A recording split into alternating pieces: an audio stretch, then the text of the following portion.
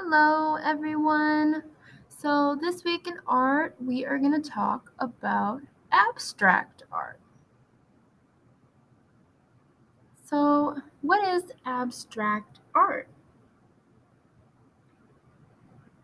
Abstract art uses shapes, colors, and lines to express a piece of art rather than showing a subject.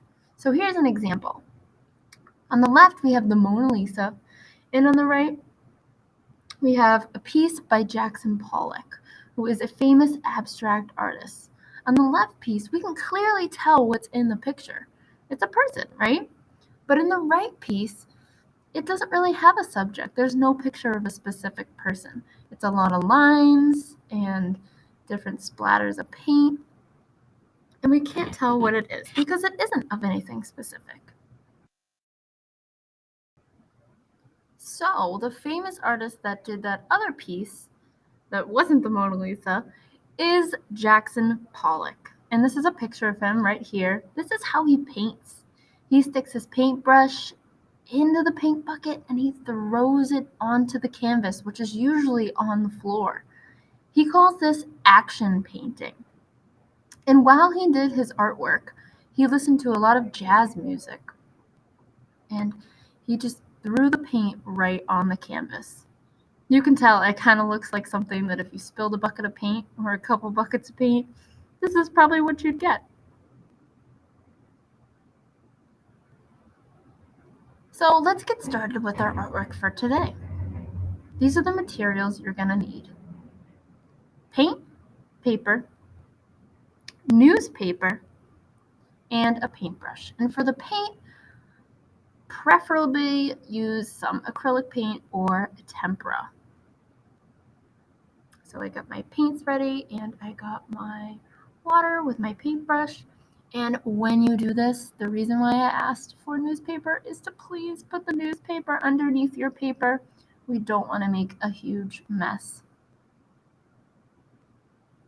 So first thing we do is we dip our water in our paints. If you're using tempera, if you're using acrylic, you do not need to do this unless you're switching your color. And what I'm going to do is I'm just going to tap my brush right on top of my paper. And you get these little tiny bits of splatter. So getting a little bit more water. Now I'm going to go into a different color. And the same thing. Just tapping the top of your brush. And if you can, definitely do this outside. This can get very messy. So now I'm going to use some more blue. I'm just tapping my brush. And you can already tell I got it all over my hands.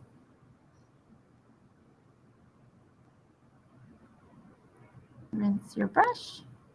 And then get the color you want.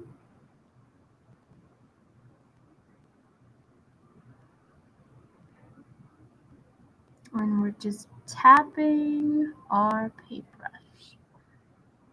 And you're going to do this until you fill up your whole paper.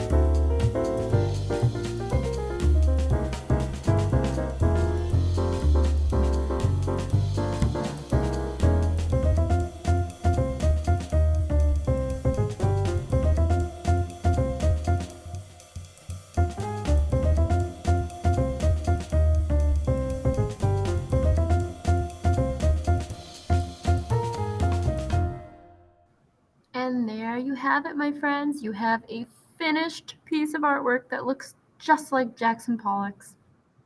Take care, and we'll see you next week.